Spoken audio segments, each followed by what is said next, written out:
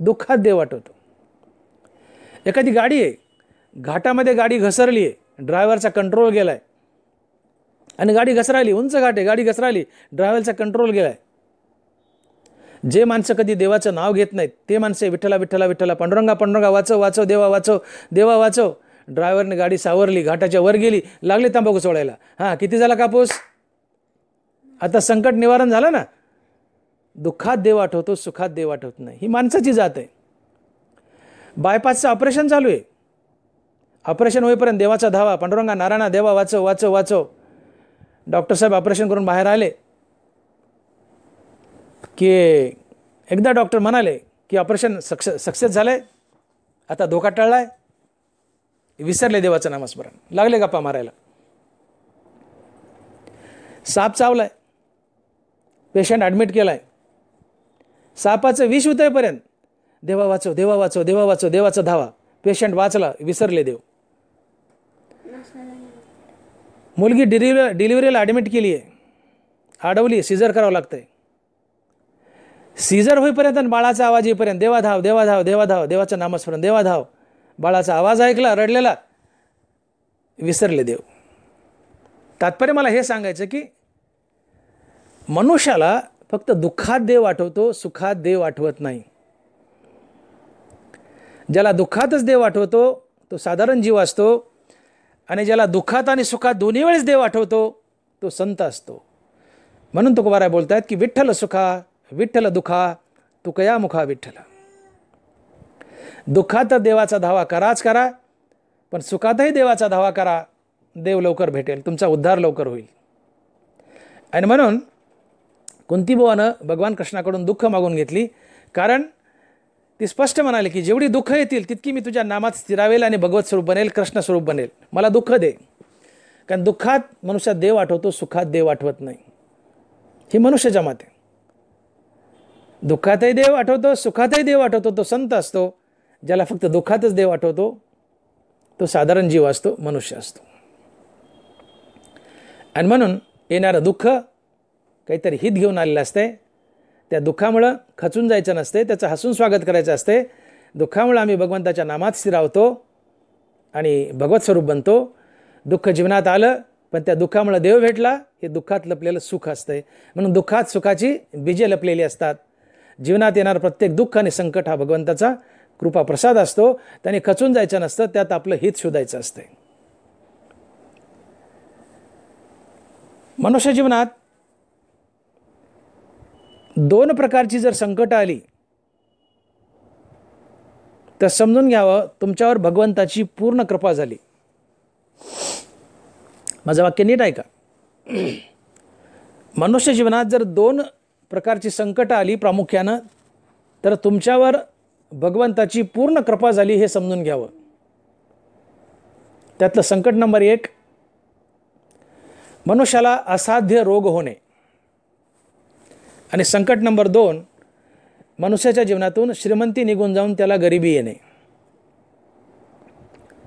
ही दोन संकट जर माणसाच्या जीवनात आली तर समजून घ्यावं की त्या माणसावर भगवंताची पूर्ण कृपा झाली आहे, त्यावर देवाचा उपकार झाला आहे. बघा, नंबर 1चं संकट, मनुष्याला असाध्य रोग व्हावा. हे पहिलं संकट. असाध्य रोग म्हणजे असा रोग की ज्यावर आता काहीही विलाज नाही, माणसाला मरावंच लागतं, म्हणजे असाध्य रोग. उदाहरणार्थ माणसाला कॅन्सर झालाय आणि पूर्ण शरीरात पांगलाय आणि डॉक्टरनं सांगितलं का याचं ऑपरेशन होत नाही, तुम्हाला मरावंच लागेल. अशा रोगाला, अर्थात ज्याच्यावर कुठलाही विलाज नाही, आता मरावंच लागतंय, असा रोग होणे म्हणजे असाध्य रोग होणे. तर असा असाध्य रोग झाला तर समजून घ्यावं देवाचा आपल्यावर उपकार आहे, भगवंताची आपल्यावर पूर्ण कृपा झालेली आहे. तुम्ही म्हणाल कसं? तर बघा, ज्यावेळेस माणसाला असाध्य रोग होतो त्यावेळेस माणसाला आपलं मरण दिसू लागतं, माणसाला आपलं मरण कळून येतं. आणि ज्याला आपलं मरण कळून आलंय तो भाग्यवान असतो. मरण अचानक आलं आणि तुम्हाला ओढून घेऊन गेलं, हे दुर्भाग्य आहे. माणसाला मरण कळून यावं. मी आता काही दिवसात मरणार आहे ही माणसाची खात्री व्हावी. त्यावेळेस माणसाला जीवनाची अनित्यता कळते. तो जीवनाबद्दल उदास होतो. त्याच्या जीवनात वैराग्य येतं आणि या वैराग्याच्या बळावर तो देवाची प्राप्ती करत असतो. त्याला माहिती आहे आता की मी काही दिवसात मरणार आहे. मी मरणार म्हणजे मरणारच, यातून माझी सुटका नाही आहे. त्याला आपल्या जीवनाची, आपल्या देहाची, आपल्या संसाराची अनित्यता कळते. आणि ज्यावेळेस माणसाला संसाराची आणि जीवनाची अनित्यता कळते तेव्हाच वैराग्याला हाकलून दिलं तरी ते बळच लंडासारखं मागं लागतं आणि या वैराग्याच्या बळावर देव भेटतो. ते हे विषय वैराग्य जे आत्मलाभाचे भाग्य येणे ब्रह्मानंदा योग्य जीव होती. जीवनाची अनित्यता कळावी, संसाराची अनित्यता कळावी. ज्ञानोबराय बोलले तसे संसारा या समजता जाणीजे जे अनित्यता ते वैराग्य दवडिता पाठी लागे. हा संसार मारकाय आणि या संसाराचा मी अंश म्हणून मी मारकाय. संसार अनित्य, मी अनित्य हे माणसाला खात्रीनं कळालं की तो जीवनाबद्दल, संसाराबद्दल उदास होतो आणि त्याच्या जीवनात वैराग्य स्वतःहून चालत येतं आणि या वैराग्याच्या बळावर देव भेटतो. वैराग्याशिवाय देव भेटत नाही. जे विवेकाची भाषणे नेती वैराग्याची शिव न देखीती ते मूर्ख केवी पवती मजेश्वरा. ते वैराग्याशिवाय देव भेटत नाही. एका भगवंताच्या नामाशिवाय कशाची आवड शिल्लक न राहणे म्हणजे वैराग्य. विषय तो त्यांचा झाला नारायण, ना आवडे धन जन माता पिता. धन दौलत बायका मुलं संपत्ती काही नको देवा, काही नको, आता तू पाहिजे. विषय तो त्यांचा झाला नारायण. एका भगवंताच्या नामाशिवाय काही न आवडणं म्हणजेच वैराग्य. सगळं मातीमोल वाटणं. मातीयेचे ढिकळ आणि सोन्याचे निखळ सरिसेची मानी. 1 किलो ढेकूळ आणि 1 किलो सोन्याचा गोळा एकाच नजरेने पाहतो, एकाच पारड्यात मोजतो. 1 किलो सोन्याच्या गोळ्याला एका मातीच्या ढेकळा एवढी किंमत देतो. याला वैराग्य म्हणतात. आता देवा काही नको, आता तू पाहिजे. थोडक्यात भगवंताच्या नामाशिवाय, भगवंत आणि भगवंताचं नाम या 2 गोष्टीशिवाय कशाची आवड शिल्लक न राहणे म्हणजेच वैराग्य. उठले नि वैराग्य जेणे हा तिन्ही वर्ग ऐसा सांडणे जैसे वमुनी असूने आत्ताचे गेले. त्रैलोक्यातली संपत्ती कुत्र्याच्या उलटीसारखी तुच्छ वाटणे आणि फक्त देव आणि देवाचं नावच आवडणे म्हणजे वैराग्य. आणि हे वैराग्य बळच लंडासारखं तुमच्या मागे लागतं. कधी? ज्यावेळेस तुम्हाला जीवनाची अनित्यता कळते, तुमचं मरण तुम्हाला दिसून येतं. आणि अनित्यता कळाली जीवनाची, मरण दिसून आलं की मनुष्य देहाबद्दल उदास होतो आणि जीवनात वैराग्य स्वतःहून चालत येतं आणि या वैराग्याच्या बळावर मनुष्य देवाची प्राप्ती करून घेतो आणि भगवत स्वरूप बनत असतो. हे का शक्य झालं? असाध्य रोग जीवनात आला. ज्या रोगावर विलाज नाही, आता मरावंच लागल ही खात्री झाली. आणि असाध्य रोगामुळं, या मरणामुळं, या दिसणाऱ्या मरणामुळं जीवनात वैराग्य आलं आणि वैराग्यानं देव भेटला. म्हणून तुमच्या जीवनात जर असाध्य रोग आला तर समजून घ्या की भगवंताची तुमच्यावर पूर्ण कृपा झाली आहे. भगवंत तुमच्या बोटाला धरून तुम्हाला मोक्षाच्या दिशेने घेऊन जात आहेत. राजा परीक्षिती राज दरबारात बसलाय. बाजूलाच चिटकून आपली पत्नी बसली आहे परीक्षितीची. दरबार भरलाय. तेवढ्यात श्रृंगी ऋषीचा बाप दरबारात आलाय आणि परीक्षितीला म्हणतोय, राजन, मी समाधीमध्ये असताना तुम्ही माझ्या गळ्यात मेलेला साप टाकला. मी समाधीत होतो, पण माझा मुलगा श्रृंगी आला आणि माझ्या गळ्यात टाकलेला साप पाहून त्याने साप बाजूला काढला आणि तात्काळ त्याने असा शाप दिला की ज्याने कुणी माझ्या बापाच्या गळ्यात हा साप टाकलाय, 7 दिवसानंतर याच सापाच्या अर्थात तक्षक नागाच्या दंशाने त्या माणसाचा मृत्यू होईल. राजा, मी समाधीत जाऊन शोधलं तर ती व्यक्ती तू होतास. तुझ्यापाशी फक्त 7च दिवस आहेत. या 7 दिवसात तुला काय करायचं तर करता येईल ते कर. तुझं हित काय साधता येईल ते तू साधून घे. 7 दिवसानंतर तक्षक नागाच्या दंशाने तुझा मृत्यू होईल. हे ऋषीचं वाक्य ऐकताच परीक्षितीला आपल्या डोळ्यापुढे मरण दिसायला लागलं. बाजूला बसलेली बायको तशीच ढकलून दिली आणि गंगेकडे तोंड फिरवलं तर मागे वळून नाही पाहिलं. राजा परीक्षिती गंगेच्या काठावर गेला, तिथे आसन लावून बसला, शुकाचार्याला बोलावून घेतलं, 7 दिवस श्रीमद भागवताचं श्रवण केलं आणि 7 दिवसानंतर मोक्ष प्राप्त करून घेतला. का? मरण डोळ्यापुढे दिसू लागलं. त्यामुळे रखरखीत वैराग्य आलं आणि या वैराग्याच्या बळावर देवाची प्राप्ती झाली. श्रीमद भागवत ऐकून माणसाला मरण कळून यावं, मरण दिसून यावं, तो भाग्यवान असतो. आम्ही साधारण माणसं, आम्हाला जर मरण कळालं, एखादा महारोग झाला, मोठा रोग, भयानक मोठा रोग की ज्यातून आता सुटका नाही, मरावंच लागतं, आम्ही देवाला कोसतो, देवाला शिव्या देतो. आम्ही म्हणतोय देवाने काय माझं चांगलं केलं, देवाने माझं वाटोळं केलं. या खेड्यापाड्यात तर बायका देवाच्या नावावर कडकड कडकड बोटं मोडतात आणि शिव्याश्राप देतात देवाला. या देवाचा गेला डोला, या देवाचा गेला मुडदा, अशा घाणघाण शिव्या देतात देवाला. एखादा असाध्य रोग झाला तर. पण देवाला कुसू नका, शिवाय देऊ नका, उलट देवाचा उपकार माना. असाध्य रोग झाला, तुम्हाला मरण कळून आलं, मरायचं तर आहेच, कधी ना कधी मरायचं आहेच आहे. राजा परीक्षिती वयाच्या 40-50 वर्षात मेला, पण मोक्ष मिळून मेला. फायदा की तोटा? फायदाच. मनुष्य 100 वर्ष जगला पण मोक्ष मिळवला नाही. वाया एरझार हरिविना, आला आणि दगडासारखा ठेचा खात गेला. 100 वर्ष जगला पण मोक्ष मिळवला नाही. वाया एरझार हरिविना, चक्कर झाली. 40-50लाच मेला पण मोक्ष मिळून मेला. जीवाचं सोनं झालं, जीवन धन्य झालं. राजा परीक्षितीला जर मरण कळून आलं नसतं तर कदाचित त्याला मोक्षही मिळाला नसता. त्याला मरण कळून आलं म्हणून त्याने 7 दिवसातच मोक्ष मिळवला. तसं माणसाला मरण कळून यावं आणि मरण कळण्यासाठी माणसाला जर असाध्य रोग झाला तर त्याला मरण कळून येतं. शहाणा असेल तर जीवनाची उदासीनता येते, जीवनात वैराग्य येतं आणि वैराग्याच्या बळावर देव भेटतो. म्हणून असाध्य रोग जर झाला तर खचून जाऊ नका, देवाला कोसू नका, देवाचे उपकार माना.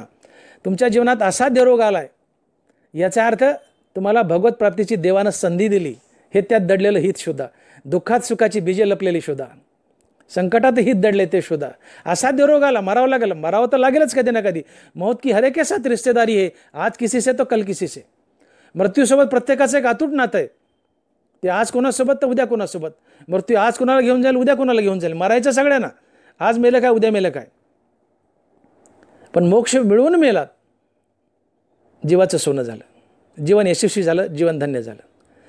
राजा परीक्षिती 40-50लाच मेला पण मोक्ष मिळून मेला, जीवन धन्य झालं. म्हणून येणाऱ्या संकटात दडलेलं हित शोधा. राजा परीक्षितीला जर मरण कळालं नसतं तर मोक्ष मिळाला नसता.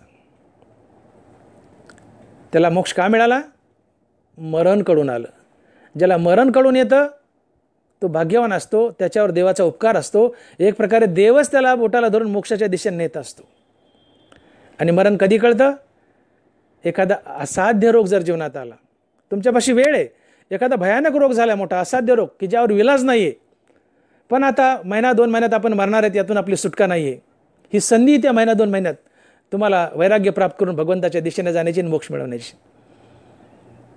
आणि म्हणून असाध्य रोग होणं म्हणजे भगवंताची तुमच्यावर पूर्ण कृपा आहे, तुमच्यावर उपकार आहे. आणि म्हणून मी म्हटलं की जीवनात 2 संकट आली, त्यातलं पहिलं संकट, माणसाला जर असाध्य रोग झाला तर समजून घ्यावं भगवंताची तुमच्यावर पूर्ण कृपा झाली, देवाचा तुमच्यावर उपकार झाला. का? तर असाध्य रोगातून आता आपली सुटका नाही, ज्यावर विलाज नाही, निश्चित मरावंच लागेल. आणि मरणामुळं जीवनाची अनित्यता कळते, जीवनाची उदासीनता कळते. मनुष्य जीवाबद्दल, शरीराबद्दल उदास होतो, त्याच्या जीवनात वैराग्य चालून येतं आणि या वैराग्याने देव भेटतो. म्हणून असाध्य रोग होणं हा भगवंताचा कृपा प्रसाद असतो, देवाचा तुमच्यावर उपकार असतो. आणि म्हणून मी विधान केलं की 2 गोष्टी, 2 संकट जर जीवनात आली तर तुमच्या देवाची पूर्ण कृपा झाली हे समजून घ्यावी. त्यातलं पहिलं संकट आहे माणसाला असाध्य रोग होणं.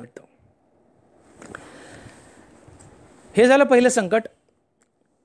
आता दुसरं संकट. दुसरं संकट आहे जीवनातून पैसा निघून जाणे आणि जीवनात गरिबी येणे. तुम्ही म्हणाल डॉक्टर मोठे साहेब, भागवतरावजी मोठे, आता आम्ही उठूनच जाऊ, काय बोलायले आणि काय सांगायला लागले. असाध्य रोगाचं ठीक आहे, पटलं आम्हाला, पण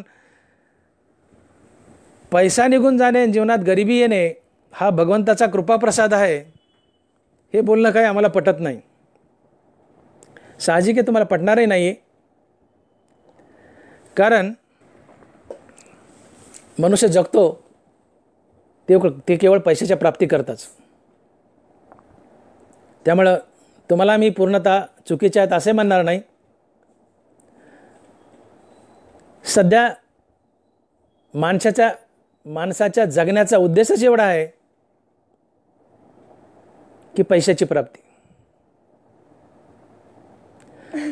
परंतु विवेक दृष्टीने जर पाहिलं तर तुम्ही विचार करा की भगवत प्राप्तीला नेमकं आडवं कोण येतं. तुम्ही विवेक दृष्टीने पहा. मनुष्य देहीचा हाची स्वार्थ साधावया चौथा पुरुषार्थ. मोक्षाची प्राप्ती ही अंतिम प्राप्ती आहे, हा विवेक आहे. नरवरा स्पष्ट बोलले की पाहे पा शरीराच्या गावा जयाला गी आले पांडवा, तो कार्यार्थ आगावा सांडूनिया. मनुष्य जन्माला आलाय तो केवळ आणि केवळ जन्म मृत्यूच्या चक्रातून बाहेर पडून भगवंताची प्राप्ती करून घेण्यासाठी.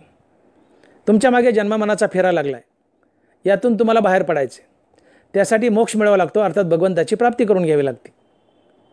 एवढ्यासाठीच मनुष्य जन्म आहे. मग भगवत प्राप्तीला नेमकं आडवं जर कोण येत असेल तर ते आहे तुमची संपत्ती आणि तुमची बायका मुलं. म्हणून संपत्ती आणि बायका मुलं हेच आमचे खरे वैरी असतात, जग नाही.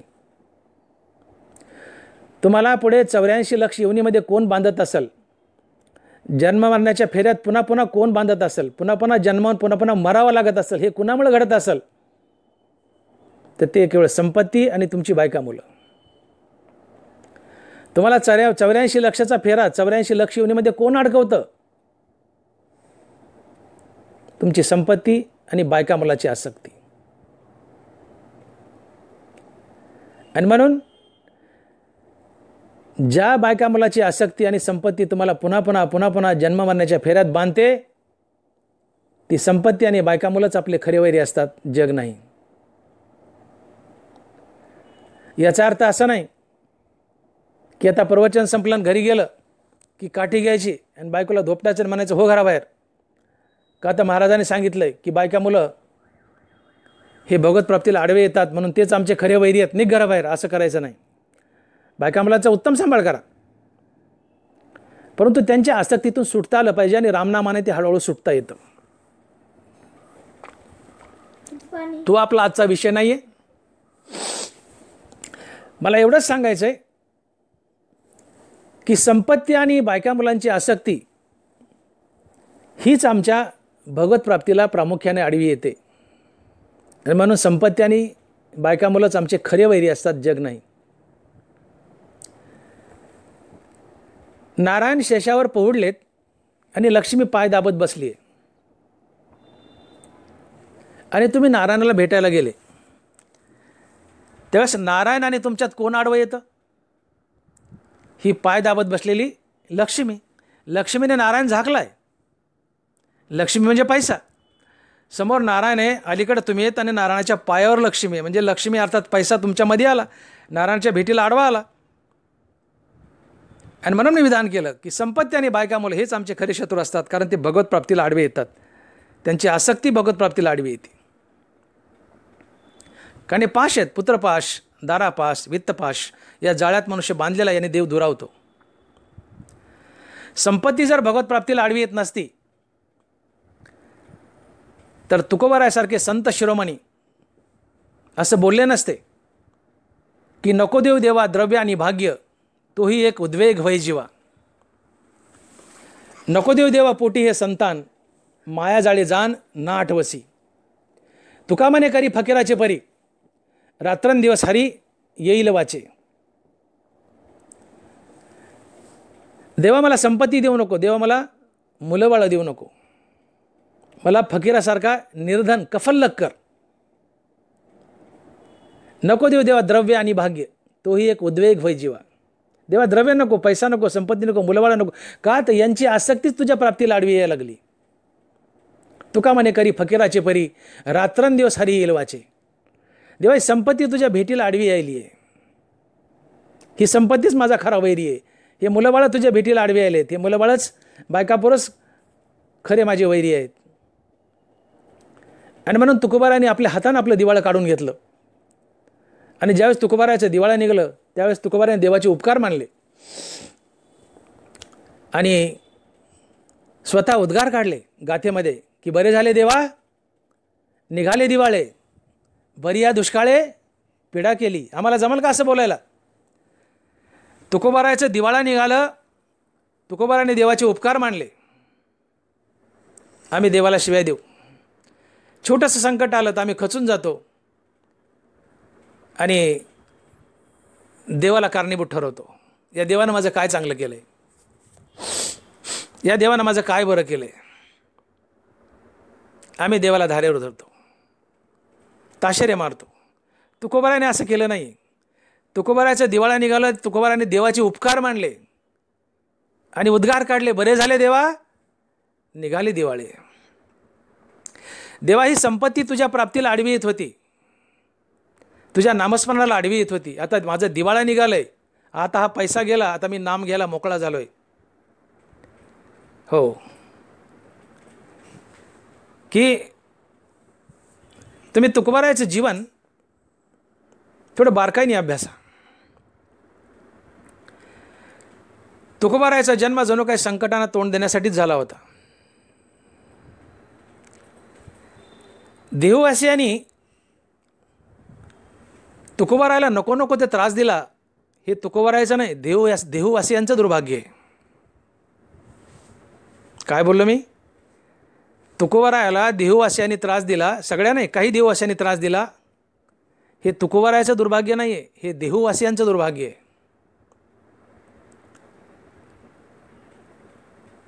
तुकोबारायाला मंबाजी बुवानं गाढवावर बसवलंय. तुकोबारायाची चप्पी केली आहे, माथ्यावर शेंदूर थापलाय, गाढवावर उलटं बसवलंय. तुकोबारायाची धिंडानी मिरवणूक काढली गावातून. बारीक बारीक लहान लहान मुलं तुकोबारायाच्या नावाने बोंब मारतायत. आणि तरी तुकोबाराय गाढवावर बसून विठ्ठल नामाचा जाप करतायत आणि आनंदाने हसतायत. गाढवावर बसलेत, पोरं बोंब मारतेत, बेइज्जती होते, तरी तुकोबाराय हसतायत गाढवावर बसून आणि विठ्ठल नामाचा जाप करतायत. तेवढ्यात मंबाजी तुकोबारायाकडे गेला आणि म्हणाला, अहो तुकोबा, राहिली मनाची पण कमीत कमी जनाची तरी लाज बाळगा. एवढा अपमान होऊ नये हसतायत, एवढा अपमान होऊ नये हसतायत, काय कारण? तुकोबाराय म्हणाले, मंबाजी सांगू का मी का हसतोय? म्हणले सांगा ना. म्हणले मी यामुळे हसतोय की तुमच्या सगळ्यापेक्षा मोठा मी आहे. म्हणले काय? हो म्हणले मी तुमच्या सगळ्यापेक्षा मोठा आहे. म्हणले कसा? म्हणले गाढव का होईना पण मला एकट्यालाच बसायला वाहन आहे आणि तुम्ही सगळे पायी आहेत म्हणून मी तुमच्या सगळ्यापेक्षा मोठा आहे. काय नजर आहे महाराजांची. गाढव का होईना पण मला एकट्यालाच बसायला वाहन आहे आणि तुम्ही सगळे पायी आहेत म्हणून मी तुमच्यापेक्षा मोठा आहे. आपल्या जीवनात आलेल्या दुःखाचं सुख कसं करावं ही तुकोबारायांची खास खुबी होती आणि ती खुबी आम्ही तुकोबारायाकडून शिकावी. आपल्या जीवनात आलेल्या प्रत्येक संकटाचं, प्रत्येक दुःखाचं सुखात रूपांतर करत होते. का? तर त्यांच्या मुखात विठ्ठल नाम स्थिरावलेलं होतं आणि कोणत्याही दुःखाच्या प्रसंगी विठ्ठलाचं नाम जर मुखात असेल तर त्या दुःखाचं सहज सुखात रूपांतर होतं. जाईल भवश्रम सुख होईल दुःखाचे. तुकोबारायच बोलतात की जाईल भवश्रम सुख होईल दुःखाचे. जीवनात जर संकट आलं, दुःख आलं आणि त्या दुःखाच्या प्रसंगी तुम्ही जर मुखामध्ये विठ्ठलाचं नाम धारण केलं तर त्या दुःखाचं रूपांतर सुखात होतं. जाईल भवश्रम सुख होईल दुःखाचे. तुकोबाराच्या जीवनात आलेल्या प्रत्येक दुःखाचं त्याने सुखात रूपांतर केलं. का? मुखात विठ्ठलाचं नाम होतं. प्रत्येक दुःखाचं सुखात रूपांतर करणं ही तुकोबाराची खास खुबी होती. ती तुम्ही आम्ही शिकून घ्यावी. दुःखात सुखाची बीजे लपलेली असतात. दुःख हा भगवंताचा कृपा प्रसाद असतो हे तुकोबारायने आम्हाला शिकवलं. तुकोबाराय दुःखाने खचून गेले नाही. दुःखाच्या प्रसंगी हरिनामाचा सहारा घेतला, विठ्ठलनामाचा सहारा घेतला आणि त्या दुःखाचं रूपांतर तुकोबारायने सुखात केलं. हे तुकोबारायने आम्हाला शिकवलं. म्हणून जाईल भवश्रम सुख होईल दुःखाचे. तुकोबारायचं जीवन म्हणजे संकटानं भरलं होतं, पण दुःखानं संकटानं खचून गेले नाहीत. त्या संकटाचं दुःखाचं हसून स्वागत केलं आणि त्या दुःखाचं संकटाचं सुखात रूपांतर केलं. कशाच्या बळावर? तर केवळ हरिनामाच्या बळावर, विठ्ठलनामाच्या बळावर. तुम्ही विठ्ठलाचं नाम मुखात धारण करा, तुमच्या जीवनात आलेल्या प्रत्येक संकटाचं दुःखाचं सुखात रूपांतर होईल. आणि म्हणून तुकोबारायच्या जीवनात दुःख आली, तुकोबारायचं दिवाळं निघालं, तुकोबाराय खचून गेली नाही. उलट देवाचे उपकार मानले, या संकटाचं स्वागत केलं आणि आलेल्या दुःखाचं सुखात रूपांतर केलं हरिनामाच्या बळावर. म्हणून मलाही तुम्हाला एक संदेश द्यायचा आहे की जीवनात आलेल्या दुःखानं खचून जाऊ नका, जीवनात आलेल्या संकटानं खचून जाऊ नका. त्या संकटाचं दुःखाचं हसून स्वागत करा. त्यात आपलं काहीतरी हितच दडलेलं असतं, ते हित शोधा आणि संकटाच्या समयी त्या संकटात लपलेलं आपलं हित जर काय असेल तर ते हित म्हणजे संकट समय मनुष्य भगवंताच्या अधिक जवळ जातो, भगवंताच्या नामाचा सहारा घेतो, भगवंताच्या नामात बुडतो, भगवंताच्या नामात स्थिरावतो आणि एक दिवशी त्या नामाच्या बळावर भगवत स्वरूपच बनतो. हे आपल्या दुःखात लपलेलं सुख असतंय. म्हणून जीवनात दुःख आलं तर खचून जाऊ नका. दुःख आलं पण देवाची भेट देऊन गेलं, दुःखामुळे देवाची भेट झाली, हे त्यात लपलेलं हित आहे. म्हणून दुःखात सुखाची बीजे लपलेली असतात. संकट दुःख हा भगवंताचा कृपाप्रसाद असतो, त्यात आपलं हित दडलेलं असतं, ते हित शोधा, खचून जाऊ नका. आमची शेतकरी साध्या साध्या दुष्काळानं, अतिवृष्टीनं, निराळ्या प्रकारची पिकावर रोग पडतात, अशा साध्या साध्या संकटानं खचून जातात आणि आत्महत्या करतात. ठीक आहे, शेतकरी परेशान आहे, सरकार थोडीफार मदत करतं, रडत्याची आशा पुसतं, आनंदच आहे. पण एक गोष्ट लक्षात घ्या, गरिबी आणि श्रीमंती हा प्रारब्धाचा भोग आहे. तुम्हाला कुणी श्रीमंतही करत नाही आणि कुणी गरीबही करत नाही. तुम्हाला देवसुद्धा श्रीमंतही करत नाही आणि गरीबही करत नाही. गरिबी आणि श्रीमंती हा आपल्या कर्माचा, आपल्या प्रारब्धाचा भोग असतो. म्हणून ज्ञानोबा स्पष्ट बोलले की वांचून देत घेत अनिक निभ्रांत नाही सम्यक, येत कर्माची फळसूचक मनुष्यलोकी. मनुष्यलोकात, मृत्यूलोकात तुम्हाला देणारा न घेणारं दुसरं कुणीही नाही आहे. देणारा न घेणारा आहे, ते आहे तुमची कर्म. कुणाच्या जीवनात फुले तर कुणाच्या जीवनात काटे, हे आपल्या आपल्या कर्मानं, आपल्या आपल्या प्रारब्धानं येत असतात. इथं देवाचा काही संबंध नाही. देव कुणाला सुखही देत नाही, देव कुणाला दुःखही देत नाही. देव हा साक्षी भावना तुमच्या हृदयात उभा आहे. ज्ञानोबांनी स्पष्ट सांगितलंय, तसे समस्त या भजना मी साक्षीभूत पया अर्जुना, येत प्रतिफळे भावना आपुलाली. मी तुमच्या हृदयात देव म्हणून उभा आहे, परंतु साक्षी भावना, देवच बोलतायत, मी तुमच्या हृदयात देव म्हणून उभा आहे, कृष्ण म्हणून उभा आहे, परंतु केवळ साक्षी भावानं. मी तुम्हाला चांगलं केलं तर शाबासकी देत नाही, वाईट केलं टोकत नाही. मी तुम्हाला सुखही देत नाही, तुम्हाला दुःखही देत नाही. तुमच्या जीवनात येणारे सुखदुःख हा तुमच्या कर्माचा, तुमच्या प्रारब्धाचा भोग असतो. वांचून देत घेत अनेक निभ्रांत नाही सम्यक, येतं कर्माची फळसूचक मनुष्यलोकी. मनुष्य जीवनात मिळणारे भोग जे आहेत तर त्याच्या कर्माचा, प्रारब्धाचा भोग असतो. इथं देवाचा काही संबंध नाही. देव साक्षी भावना हृदयात उभा आहे. तो चांगलं कर्म म्हणत नाही, वाईट कर्म म्हणत नाही, चांगलं केलं तर शाबासकी नाही, वाईट केलं तर नाव ठेवत नाही. फक्त साक्षी भावना बघत असतो तुम्ही काय करतात आणि त्या केलेल्या बऱ्या वाईट कर्माचा हिशोब ठेवतो आणि त्याचा फळभोग मात्र अचूकरित्या देतो. ते तुम्हाला भोगावं लागतं. केले कर्म तैसे भोगा आले. म्हणून गरिबी श्रीमंती हा प्रारब्धाचा भोग आहे. आणि मग जीवनामध्ये जर गरिबी आली तर त्यांनी खचून जायचं नसतं. अशा प्रसंगी सरकारची मदत आहे, शेतकऱ्याला आनंदच आहे. परंतु यावर शेवट आणि शेवटचा विलास जर काय असेल की शेतकऱ्याच्या जीवनात किंवा कुणाच्याही जीवनात जर संकट आणि दुःख आलं तर यावर फायनल विलास जर काय असेल तर तो म्हणजे त्या व्यक्तीने हरिनामाचा सहारा घ्यावा.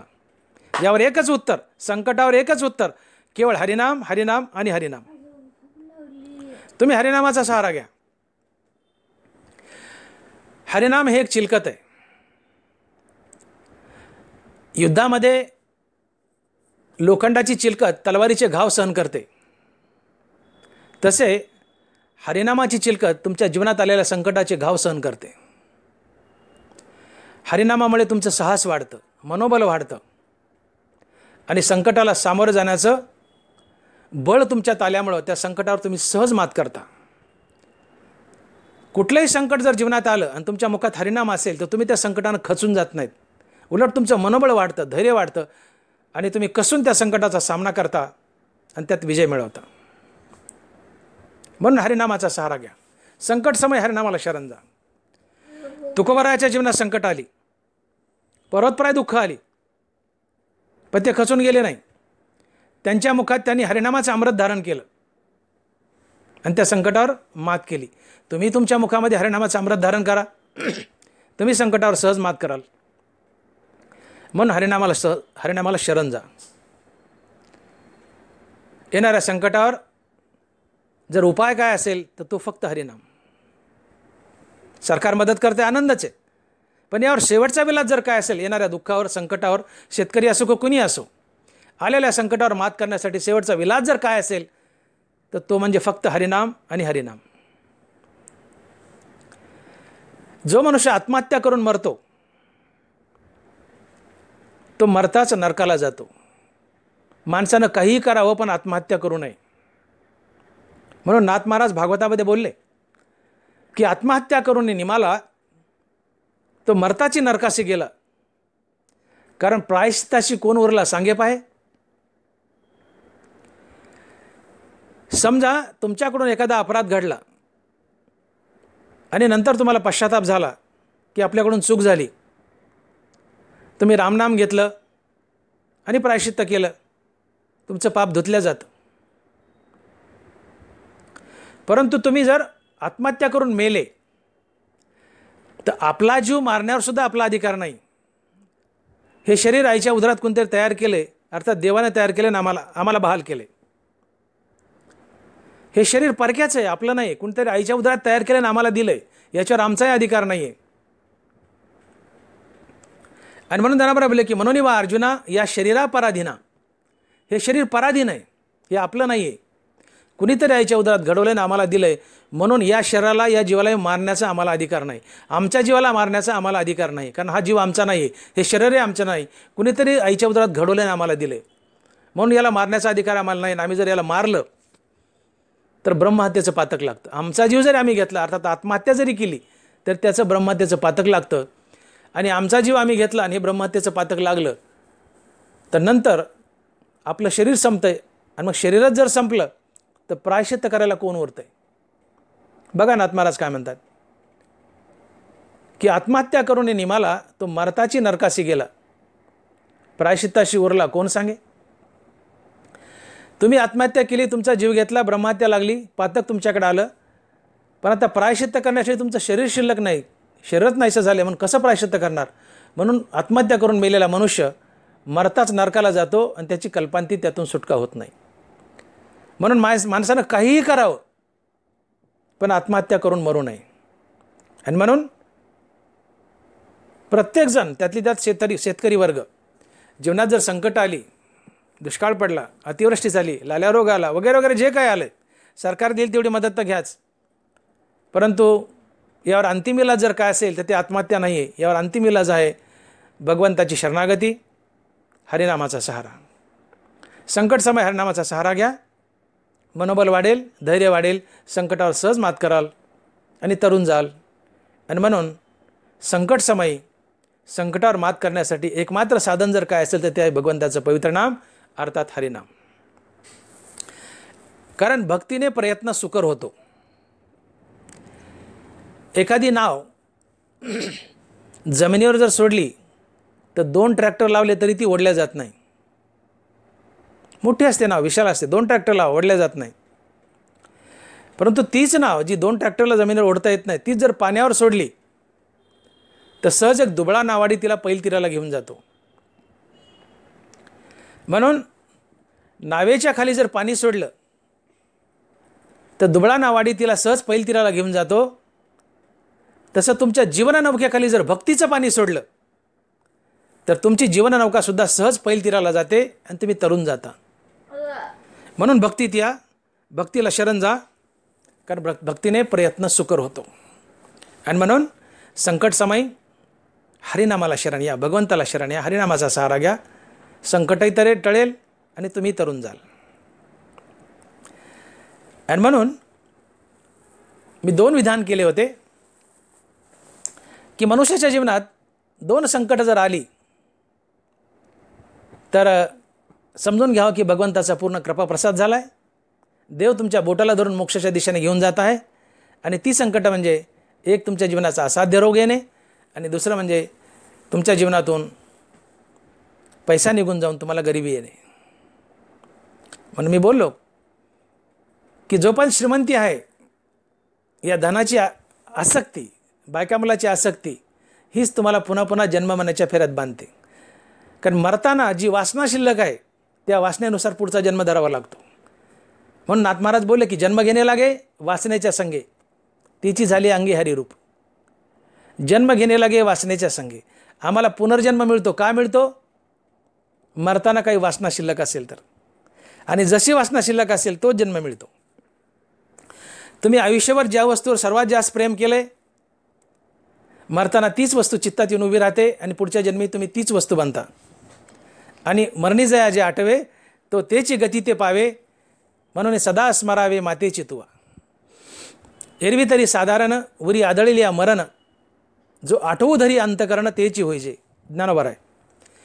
आयुष्यभर ज्या वस्तूवर सर्वात जास्त प्रेम केले, मरताना ती वस्तू चित्तात येऊन उभी राहते आणि पुढच्या जन्मी तुम्ही तीच वस्तू बनत असता. ही आसक्ती असते. मग आयुष्यभर जर धनावर प्रेम केलं तर मरताना पैसा चित्तात येईल, तुम्ही पुढच्या जन्मी कागद व्हाल, नाही तर धातू व्हाल. मरताना मुलावर प्रेम केलं, पुढच्या जन्मी माणूस व्हाल. मुलीवर प्रेम केलं, पुढच्या जन्मी बाई व्हाल. जनावरावर प्रेम केलं, जनावर व्हाल. कुत्र्यावर केलं, कुत्रा व्हाल. झाडावर केलं, झाड व्हाल. ज्याच्यावर आयुष्यभर प्रेम केले, मरताना ती वस्तू चित्तात येऊन उभी राहते आणि पुढच्या जन्मी तुम्ही ती वस्तू बनता.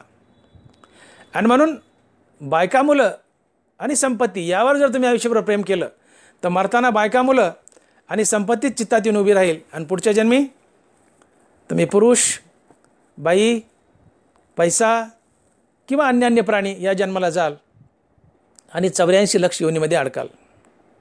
कारण जन्म घेणे लागे वासनेच्या संगे. मरताना वासना शिल्लक असली की तुम्हाला पुढचा जन्म धरावाच लागतो. कारण वासनेतून सुटका हाच मोक्ष असतो. मोक्षाची साधी सोपी व्याख्या, मरताना कुठली वासना शिल्लक नाही आहे, तुम्ही मुक्त होता. वासना शिल्लक आहे म्हणून जन्म आहे. वासनेतून सुटका हाच मोक्ष. आणि म्हणून संपत्ती आणि बायका मुलाची वासना, त्यांची आसक्तीच आम्हाला पुन्हा पुन्हा जन्म मरणाच्या फेऱ्यात बांधते. आणि म्हणून मी बोलून गेलो की संपत्ती आणि बायका मुलं हेच आमचे खरू शत्रू असतात, जग नाही. आणि म्हणून या वासनेतून, या आसक्तीतून हळूहळू रामनामानं सुटता येतं. तो विषय आज नाही, मी पुन्हा कधीतरी बोलेल. परंतु संपत्ती आणि बायका मुलाची आसक्ती रामनामानं जाते. रामनाम मुखात धारण करा, यांची आसक्ती जाईल आणि तुम्ही शेवटी मुक्त व्हाल, धन्य व्हाल. म्हणून पैसा जीवनातून जाणं आणि गरिबी येणं सहज विचार केला तर हा विचार कोणालाही पटण्यासारखा नाही आहे. परंतु विवेक दृष्टीने जर विचार केला तर शहाणा माणसाचा उद्देश भगवत प्राप्ती असतो. आणि भगवत प्राप्तीला पैसा अडवा येतो तर जीवनातून संपत्ती जाऊन गरिबी आली तर तो देवाचे उपकार मानतो. जसे तुकोबाराने मानले की बरे झाले देवा निघाले दिवाळे. कारण ही संपत्ती तुझ्या प्राप्तीला आडवी येत होती, आता ती गेली, तुझं नाम घ्यायला मी मुक्त झालो, मोकळा झालो. म्हणून हे एक संकट आहे की जीवनातून पैसा निघून जावा आणि गरिबी यावी. गरिबीमुळे मनुष्य भगवंताच्या नामाचा सहारा घेतो, भगवंताच्या नामात स्थिरावतो आणि भगवत स्वरूप बनतो. तर हे होतं पहिलं संकट की जीवनातून पैसा निघून जावा आणि गरिबी यावी. आणि दुसरं होतं माणसाला असाध्य रोग व्हावा. कारण असाध्य रोगामुळे माणसाला मरण दिसतं. यातून आता सुटका नाही, आपण मरणार ही त्याला खात्री होते. त्याला त्याचं मरण दिसतं. त्यामुळं तो जीवनाबद्दल उदास होतो, जीवनात वैराग्य चालून येतं आणि वैराग्याच्या जीवावर देव भेटतो. एक गोष्ट लक्षात घ्या, एखाद्या माणसाला फासावर लटकायचे, फासावर जाणं काही चांगली गोष्ट नाही, कोणाच्या नशिबी येऊ नये, पण दुर्दैवानं आलंच तर याचंही सोनं करता येतं. आता अर्ध्या एक तासानं एखाद्या माणसाला कुठल्या गुन्ह्यामध्ये फासाची शिक्षा झाली आणि त्याला फासावर लटकवणार आहेत, त्याच्या तोंडावर काळा कपडा टाकलाय आणि त्याला फासावर देण्यासाठी चाललेत, किंवा फासावर द्यायचे, गळ्यात फास टाकलाय, तोंडात डोक्यावर कपडा टाकलाय, काळानंतर फाशी देणार आहेत काही क्षणामध्ये. या वाईट प्रसंगाचंही सोनं करता येतं.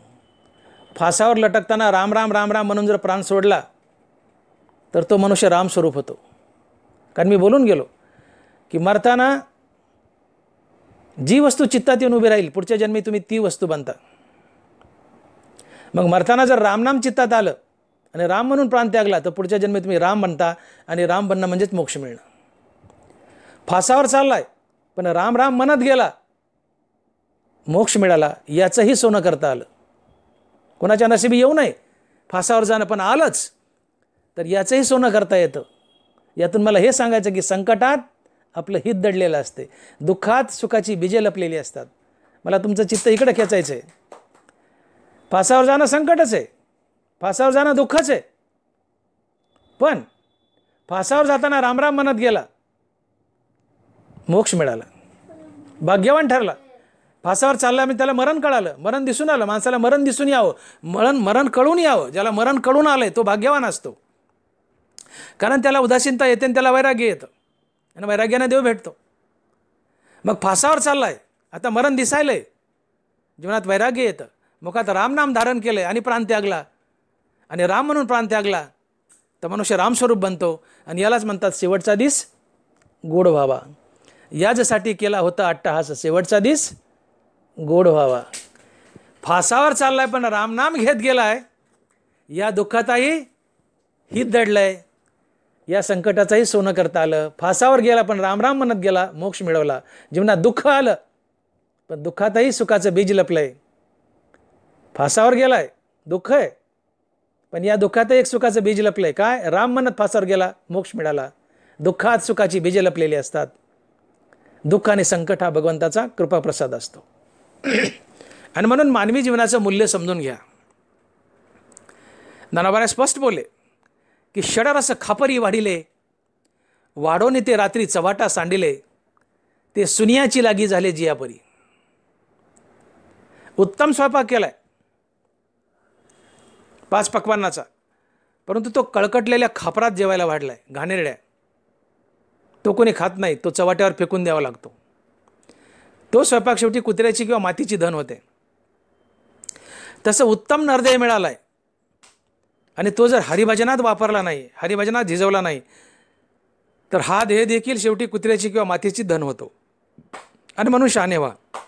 आणि म्हणून ज्ञानोबा बोलतायत की षडरस खापरी वाढिले, वाढून ते रात्री चव्हाटा सांडिले, ते सुनियाची लागी झाले जियापरी, तैसे भक्तिहीनाचे जिने. त्या वरच्या ओळीकडे बोट केले ज्ञानोबारांनी. वरची ओळी कोणती? षडरस खापरी वाढिले, वाढोनी ते रात्री चव्हाटा सांडिले, ते सुनियाची लागी झाले जियापुरी, तैसे भक्तिहीनाचे जिने. भक्तिहीनाचं जीवन, ज्याने भक्तीकडे पाठ फिरवली, जो मुखात कधी देवाचं नाम धारण करत नाही, भगवंताला शरण जात नाही, जिभेवर कधी हरिनाम स्थिरावू देत नाही, अशा माणसाबद्दल ज्ञानोबा बोलतात की तैसे भक्तिहीनाचे जिने. उत्तम स्वयंपाक केलाय पण कळकटलेल्या घाणेरड्या खापरात वाढलाय, तो चव्हाट्यावर फेकून द्यावा लागतो, तो कुत्र्याची किंवा मातीची धन होतो. तसं उत्तम नरदेह मिळालाय, पण तो जर हरिभजनात झिजवला नाही तर हा देह देखील शेवटी कुत्र्याची किंवा मातीची धन होतो. तैसे भक्तिहीनाचे जिने. म्हणून शहाणे व्हा, हरिभजनात या, भक्तीत या. जीवनात संकट आलं तर मनुष्य जास्त नास्तिक बनतो, देवाला शिव्या देतो, कोसतो, या देवानं माझं काय चांगलं केलं म्हणतो. मी एवढा चांगलं वागूनही माझ्या जीवनात दुःखच आहे. अरे बाबा, या जीवनात चांगलं वागतो, मागच्या जीवनातलं काहीतरी पाप असतं, त्याचंही संकट असते. या जन्मातलं पुढच्या जन्मात फेडायचे, मागच्या जन्मातलं या जन्मात फेडायचे. तू भले या जन्मात थोडाफार चांगला वागत असतील, पण मागच्या जन्मातली काही बरी वाईट कर्म असतात, त्याची फेड या जन्मात आलेली असते. म्हणून या जन्मातही थोडा बरा वागत असला असं दुःखच वाटायला आलं, ती मागच्या जन्मातली दुःख असतात, मागच्या जन्मातली कर्माची फेड असते. म्हणून त्यांनी खचून जाऊ नका. जीवनात प्रारब्धानुसार कर्मानुसार दुःख तर येईलच, आणि जीवनात दुःख आलं तर त्याने खचू नका. त्यात आपलं हित शोधा. आणि संकटात आणि दुःखात लपलेलं हित म्हणजे दुःख प्रसंगी, संकट प्रसंगी भगवंताला शरण जा, भगवंताच्या नामाचा सहारा घ्या, भगवंताच्या नामात बुडा. संकट समय, दुःख समय भगवंताचं नाम घेतल्यानं दुःखाचं रूपांतर सुखात तर होईलच, पण तुम्हाला देवही भेटेल. हे दुःखात लपलेलं बीज असते सुखाचं. दुःखात सुखाची बीजे लपलेली असतात.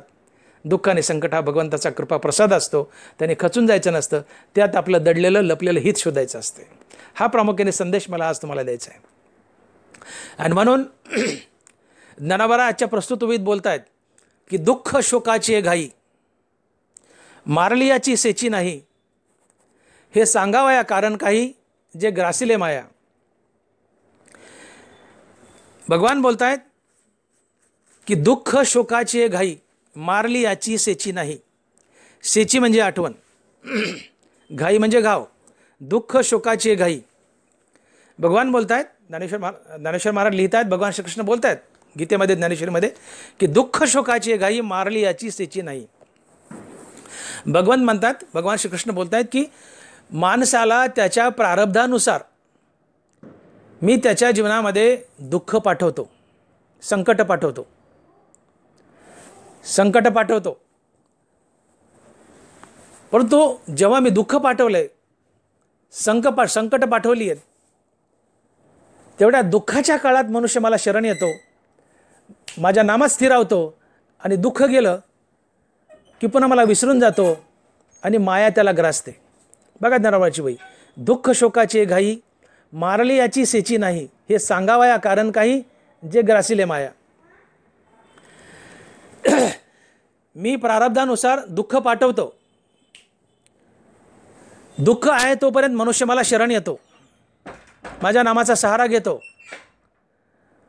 आणि दुःख गेलं की मनुष्य मला विसरतो आणि पुन्हा मायेमध्ये गुरफटतो आणि जन्म मरण्याच्या फेऱ्यात पुन्हा अडकल्या जातो.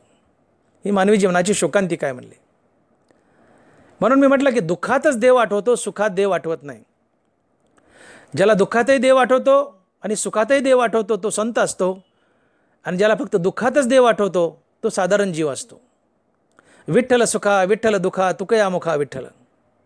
दुःखातही देवाचा धावा करा, सुखातही देवाचा धावा करा, देवाची कृपा लवकर होईल, देव लवकर भेटेल. आणि म्हणून ज्ञानोबा इथं खेदपूर्वक लिहित आहेत की दुःख शोकाची घाई मारली याची सेची नाही. माणसाच्या जीवनात त्याच्या प्रारब्धानुसार मी दुःख संकट पाठवतो, पण जोपर्यंत दुःख आहे तोपर्यंत मनुष्य माझी आठवण ठेवतो, माझ्या नामाचा सहारा घेतो. दुःख गेले की मला विसरतो, त्याला माझी आठवण राहत नाही. ही शोकांतिका आहे, हा खेद आहे.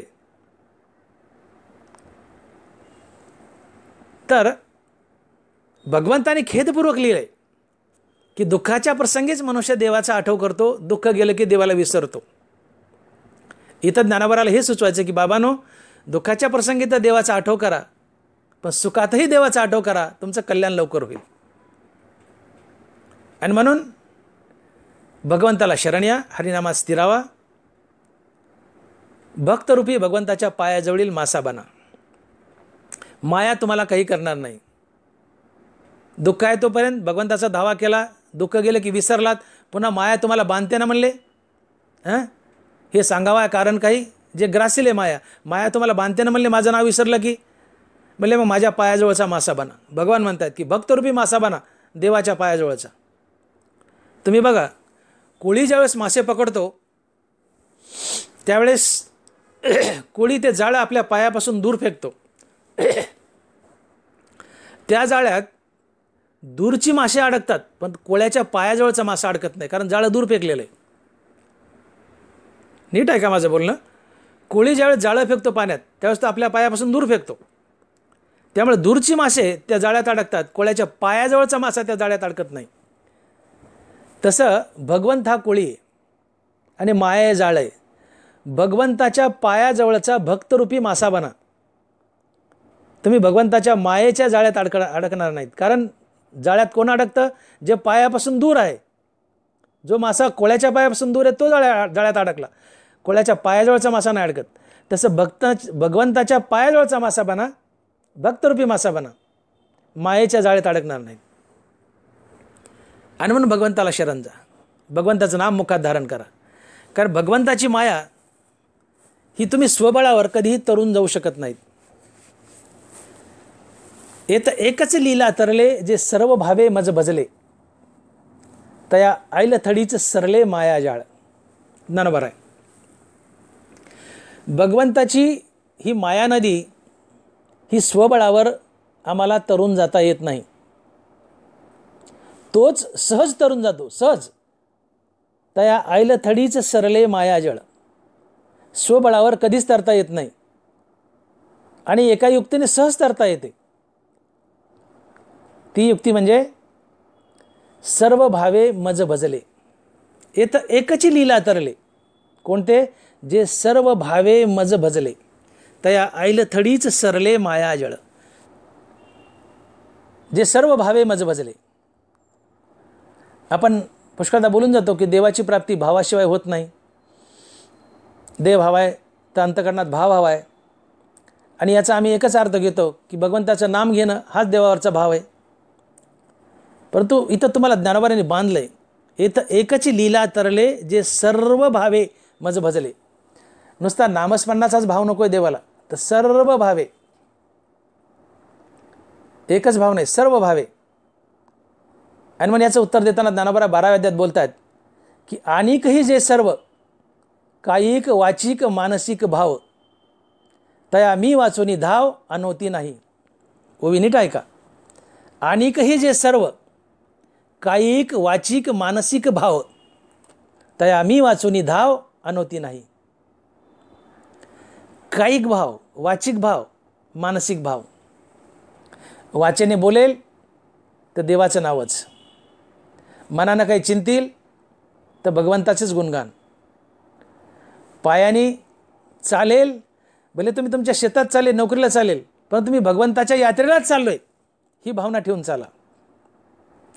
तात्पर्य, सकाळी उठल्यापासून रात्री झोपेपर्यंत आपल्या हातून घडणारं प्रत्येक कर्म देवाची पूजा म्हणून करा. आपल्या प्रत्येक कर्माचा संबंध भगवंताशी जोडा. एक गोष्ट, सकाळी उठल्यापासून रात्री झोपेपर्यंत आपलं प्रत्येक कर्म देवाची पूजा म्हणून करा. कायिक भाव. एक गोष्ट. दुसरी गोष्ट, हे कर्म करताना आपलं चित्त सातत्याने हरिनामात बांधून ठेवा. मानसिक भाव, वाचिक भाव. आणि तिसरी गोष्ट, जगातील प्रत्येक प्राणी मात्र हा देवच आहे असं समजून त्याच्यासोबत देवतुल्य व्यवहार करा. या तिन्ही गोष्टी मुखात जर धारण केल्या किंवा जीवनात अंगीकारल्या तरी भगवंताची परिपूर्ण भक्ती ठरते आणि देवाची प्राप्ती तुम्हाला सहज होते. आणि याला सर्व भाव म्हणतात. आणिक ही जे सर्व कायिक वाचिक मानसिक भाव, तया मी वाचोनी धाव अनोती नाही. हे सगळे भाव जीवनात यावेत. नुसता नामस्मरणाचाच भाव नको आहे, हे सगळे भाव यावेत. कायिक वाचिक मानसिक. कर्माना देवाला भजा, तर कर्मे येशू भजावा हे जे बोललो. कर्म देवाची पूजा म्हणून करा. जगातल्या प्रत्येक माणसाला देव समजा आणि त्याच्यासोबत देवतुल्य व्यवहार करा. आणि मुखानं सातत्यानं नाम घ्या. तुम्ही नामस्मरण करतायत, नित्य नाम घेतायत, परंतु समोरच्या माणसाला फसवतायत, त्याचा द्वेष करतायत, ही भक्ती देवाला पोहोचत नाही. देव तुम्हाला भेटत नाही. देवाची इच्छा आहे, जे जे भेटे भूत ते ते मानी जे भगवंत. हा भक्तियोग निश्चित जाण माझा. जगातला प्रत्येक प्राणी मात्र हा देव समजून त्याच्यासोबत देवतुल्य व्यवहार करा, ही माझी खरी भक्ती आहे. हा भक्तियोग निश्चित जाणं माझा. भक्तियोग आहे आणि निश्चित आहे. म्हणून सर्व भावे मज भजले. आम्ही भजतो देवाला, फक्त नामस्मरणाने भजतो एवढाच भाव आहे. देवाला ते नको आहे. देवाला सर्व भाव आहेत, कायिक वाचिक मानसिक. आणि जे सर्व कायिक वाचिक मानसिक भाव, तया मी वाचूनी धाव अनोती नाही. बरोबर आहे. 12वा अध्याय. म्हणून नुसतं नाम पकडून चालू नका. तर देवाची कृपा व्हावी असं वाटत असेल तर सर्व भावाने बजा. हो, सर्व भावे मज भजले. हा सर्व भाव म्हणजे काय? तर सकाळी उठल्यापासून रात्री झोपेपर्यंत आपल्या हातून घडणारं प्रत्येक कर्म देवाची पूजा म्हणून करा. हे सर्व कर्म करताना आपलं चित्त सातत्यानं हरिनामात बांधून ठेवा. आणि जगातील प्रत्येक प्राणी मात्र हा देवच आहे असे समजून त्याच्यासोबत देवतुल्य व्यवहार करा. हा सर्व भाव आहे. ही भगवंताची परिपूर्ण भक्ती आहे. आणि निश्चित रूपानं तुम्हाला भगवंताची प्राप्ती अशा प्रकारे भक्ती केल्यानं होईल. आणि म्हणून इथं एकची लीला तरले, जे सर्व भावे मज भजले, तया आईल थडीच सरले माया जळ. अरे माझ्या मायेला का घाबरता म्हणले. जो सर्व भावानं, मी आता बोललो वर, या सर्व भावाने, या तिन्ही गोष्टींनी, या सर्व भावाने मला शरण आलाय, कर्म माझी पूजा म्हणून करतोय, माझं नाम चित्तात धारण केलंय आणि जगात देव पाहतो, प्रत्येक प्राणी मात्र चराचर हा देवच आहे असं समजून देवतुल्य व्यवहार करतो त्यांच्यासोबत, हा सर्व भाव आहे, अशा माणसाला माझी माया काहीच करू शकत नाही. कारण माझ्या चरणाजवळ माया येतच नाही. हरी हरी तुम्ही म्हणारे सकळ तेने मायाजाळ तुटतील. माझ्या चरणाजवळील भक्तरूपी मासा बना. माझी माया माझ्या चरणापासून, माझ्या नामापासून दूर पळून जाते. शुकाचार्य 18 वर्ष आईच्या गर्भात लपून बसले. भगवंतानं विचारलं, अरे शुकाचार्य बाहेर काय येत नाही? म्हणले, देवा मला तुमच्या मायेची भीती वाटते. अरे म्हणले, रामनाम जपती आहे बाहेर, माझं नाव घेते, माझी माया काय करते? माझ्या नामाने मायाचे जाळे तुटतात, माझी माया कशी बांधेल तुला? राम राम म्हणत बाहेर आहे म्हणले, माझं नाम घे म्हटले, त्याने माया जाळं तुटतील. हरी हरी तुम्ही म्हणारे सकळ त्याने माया जाळं तुटतील. भगवंताच्या नामानं मायेचं जाळं तुटतं. म्हणून भगवंताच्या चरणाजवळील मासा बना, भक्तरूपी मासा. भगवंताच्या नामात बुडा, भगवंताच्या चरणाजवळील भक्तरूपी मासा बना, भगवंताची माया पळून जाईल. मी बोलून गेलो की कोळीत जाळं दूर फेकतो, दूरचा मासा जाळ्यात सापडतो, त्याच्या पायाजवळचा नाही. तसं भगवंताच्या पायाजवळील भक्तरूपी मासा बना, तुम्ही मायेच्या जाळ्यात सापडणार नाही, मुक्त व्हाल. आणि म्हणून भगवान तिथं खेदपूर्वक बोलत आहेत की दुःख शोकाचे घाई मारली याची सेची नाही, हे सांगावया कारण काही जे ग्रासिले माया. तर या ओवीतून मला प्रामुख्यानं तुम्हाला एकच संदेश द्यायचा आहे. मी सुरुवातीला बोलून गेलो की मानवी जीवनात येणारं प्रत्येक संकट आणि दुःख हा भगवंताचा कृपाप्रसाद असतो. दुःखात सुखाची बीजे लपलेली असतात. दुःख जीवनात आलं तर मनुष्य दुःख समय भगवंताच्या नामाचा सहारा घेतो, भगवंताच्या नामात बुडतो. दुःखाचं रूपांतर सुखात होतं, त्याला दिलासा मिळतो नामस्मरणामुळे, भीती निघून जाते, साहस वाढतं आणि शेवटी भगवंतही भेटतो. मग मला सांगा, जीवनात दुःख आलं पण सुख देऊन गेलं, भगवंताची प्राप्ती करून गेलं. दुःख वाट्याला आलं पण दुःखामुळे देव भेटला, फायदा झाला की तोटा झाला? फायदाच झाला. मग दुःखानं खचून जाऊ नका, दुःखाचं स्वागत करा. आम्ही दुःखानं संकटानं खचतो आणि देवाला कोसतो, नशिबाला कोसतो. पण दुःख आणि संकट हा भगवंताचा कृपा प्रसाद आहे, तुमचं कल्याण व्हावं म्हणून देव तुमच्या प्रारब्धानुसार दुःखाने संकट पाठवतो. दुःखाने संकट आली नाही तर तुम्हाला देवाच्या नावाची आठवणच येत नाही आणि तुम्ही पुन्हा पुन्हा जन्ममरणाच्या फेऱ्यात अडकता. कारण दुःखात देव आठवतो, सुखात देव आठवत नाही. तुमचं फार चांगलं चाललंय, तुम्ही कधीच देवाचे नाव घ्यायचे नाहीत. पण जीवनात दुःख आली, दुःखाची मांदियाळी मालिका सुरू झाली की तुम्ही सारखा देवाचा धावा कराल. एखादा मनुष्य, एकच मुलगा आहे, खूप दिवसांनी झाला आहे, वैशीचे शेवटी एकची वे वांजोटी. मग ते मोहाचे त्रिपुटी नाचू लागे. ज्ञानोबराय बोलले, शेवटी वयाच्या 40व्या वर्षी बाईला एखादं लेकरू झालं. माणूस 45 आहे, बाई 40ची आणि लेकरू झालं. वैशीचे शेवटी एकची वे वांजोटी. एक लेकरू, तेही उशिरा झाले, 9 सायाचाने झाले आणि फार मोठी बिमारी झाली आणि आयुष्यामध्ये ॲडमिट आहे आणि भयानक सिरियस आहे. डॉक्टरने येऊन सांगितलं की मुलगा वाचण्याची अजिबात शक्यता नाही आहे. एकटंच लेकरू, एक लेकरू आणि आयुष्यामध्ये ॲडमिट आहे, उशिरा झालेलं आहे. आणि डॉक्टर सांगतात की याची मरणातून सुटका नाही, हे मरणारच, हे वाचणार नाही, हे मरणारच. बघा, एक लेकरू उशिरा झाले, एकटंच उशिरा झाले आणि डॉक्टर सांगतोय मरणार, आयुष्यामध्ये ॲडमिट आहे. जो मनुष्य कधी देवाकडे डोंकून पाहत नाही, टोटल नास्तिक आहे, देवाचं नाव कधी घेत नाही, देवाला शिव्या देणारा मनुष्यसुद्धा देवाचा धावा करतो. आता सगळे विलास खुंटले, देवा नारायणा तू वाचव. आता दुःखात देव आठवतो, सुखात नाही. जीवनात सगळं सुखच सुख आलं, संपत्ती पैसाचा आला गडगंज, तुम्ही देवाकडे डोंकूनही पाहत नाही. हो, ते देवाऱ्यात देव धूळ खात पडतात, तुम्ही देवाकडे जातच नाहीत. सुखात देव आठवतच नाही. सुखात देव आठवतो तो संत असतो. आम्ही साधारण जीव आहेत, साधारण जीवाला, साधारण माणसाला सुखात देव आठवतच नाही. देव आठवतो तो दुःखात. आणि मग दुःखात देव आठवतो, देव आठवला तर देवाच्या आठवणीने नामाने देव भेटतो, हा फायदा आहे. पण दुःख जीवनात फायदा घेऊन येतं. पण दुःख जर जीवनात आलं, संकट जीवनात आले, तर खचून जाऊ नका. ती भगवंताची तुमच्यावर कृपा आहे. का सुखात देव आठवत नाही, दुःखात देव आठवतो. मग दुःख जर जीवनात आलंय, दुःख पाठवलंय, तर त्या दुःखाचं स्वागत करा. कारण दुःखामुळे तुम्ही घाबरून जातात, भीतीमुळे का होत नाही, देवाच्या नामस्मरणाचा सहारा घेता, देवाचा धावा करता, आणि नामाचा सहारा घेतला, नामात बुडाले की हळूहळू नामाची गुढी लागते आणि तुम्ही भगवंताची प्राप्ती करून घेता. मग जीवनात दुःख आलं, पण दुःखामुळे देव भेटला, हे दुःखात लपलेलं सुख आहे, हे दुःखात लपलेलं सुखाचं बीज आहे, हा दुःखाचा फायदा आहे. म्हणून दुःखाचं स्वागत करा, दुःखानं खचून जाऊ नका, दुःखाला शिवाय देऊ नका. दुःख हा भगवंताचा कृपा प्रसाद आहे, त्या दुःखाचा उपकार माना. कारण दुःखामुळे नाम आणि नामामुळे देव आहे. हे समीकरण समजून घ्या. आणि म्हणून आपल्या जीवनात दुःख आली, संकट आली, कसली संकट येऊ द्या, कसली दुःख येऊ द्या, संयमानं घ्या, शांतीनं घ्या. त्या दुःखाचं हसून स्वागत करा.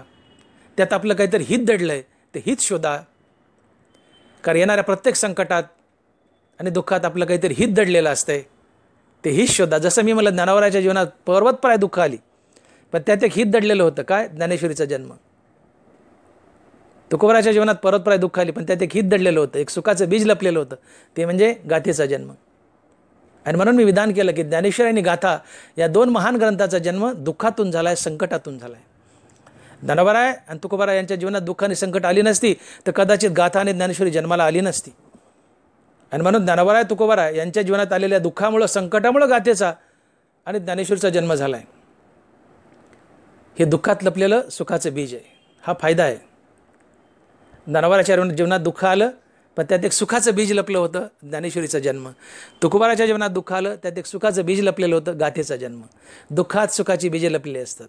तसं तुमच्या जीवनात दुःख आलं, तर त्यातही काहीतरी सुखाचं बीज लपलेलं असते.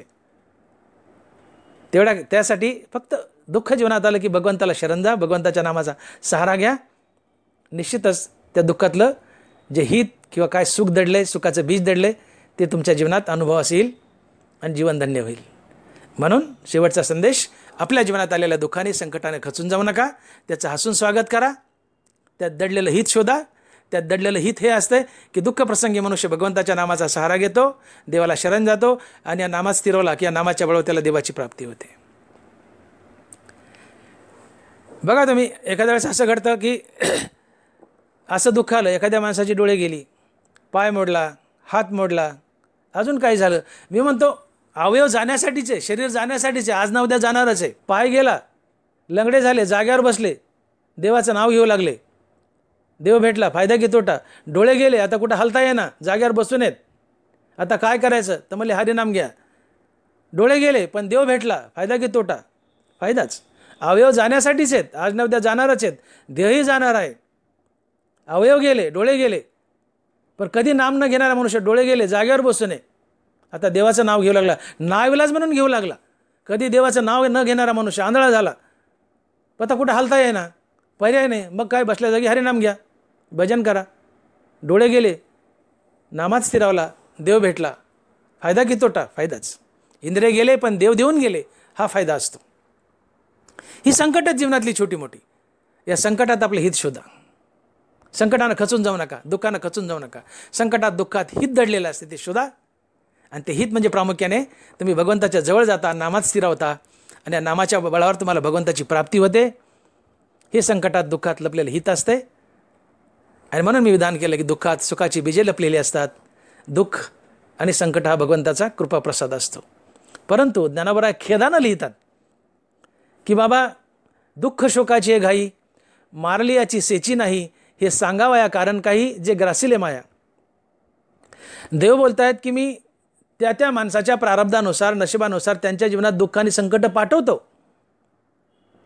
पण तो जेव्हा दुःख गेले, तेवढ्या दुःखाच्या काळात मनुष्य माझी आठवण करतो, माझा धावा करतो, आणि त्यातून तरुण निघला, संकट दुःख गेलं की मला विसरतो, आणि पुन्हा माया त्याला आपल्या जाळ्यात अडकवते, आणि पुन्हा तो जन्म मरण्याच्या फेऱ्यात अडकतो, आणि 184 फेरा त्याला पडतो. म्हणून असं होऊ नये. म्हणून तुकोबाराय आम्हाला सांगतात की बाबांनो, दुःखात देवाचा आठव कराच, पण सुखातही देवाचा आठव करा. विठ्ठल सुखा विठ्ठल दुखा तुकया मुखा विठ्ठल. दुःखात देवाचा धावाने आठवण करा, तसं सुखातही देवाचा धावाने आठवण करा. देवाची कृपा लवकर होईल, तुम्हाला भगवंताची प्राप्ती होईल, तुमचं कल्याण होईल. परंतु एवढं सांगूनही माणसं ऐकत नाहीत. आणि म्हणून खेदपूर्वक ज्ञानोबारांनी ओवी लिहिली की दुःख शोकाचे घाई मारली याची सेची नाही, हे सांगावं या कारण काही जे ग्रासिले माया. काय करो बाबा, एवढं सांगूनही लोक ऐकत नाहीत. जेव्हा जीवनात दुःख आलंय तेवढ्या काळाकरता माझा धावा करतात, दुःख गेले की मला विसरतात, माझं नामस्मरण करत नाहीत आणि पुन्हा मायाच्या जाळ्यात अडकतात. म्हणून मी खेदपूर्वक लिहितोय आणि ज्ञानोबा लिहित आहेत, दुःख शोकाचे घाई मारली याची सेची नाही, हे सांगावं या कारण काही जे ग्रासिले माया. पुंडलिक वरदे हरी विठ्ठल. श्री ज्ञानदेव तुकाराम. गोपाल कृष्ण भगवान की जय. माऊली ज्ञानेश्वर महाराज की जय. जगद्गुरु तुकाराम महाराज की जय. विठ्ठल विठ्ठल विठ्ठल विठ्ठल विठ्ठल विठ्ठल विठ्ठल विठ्ठल विठ्ठल विठ्ठल.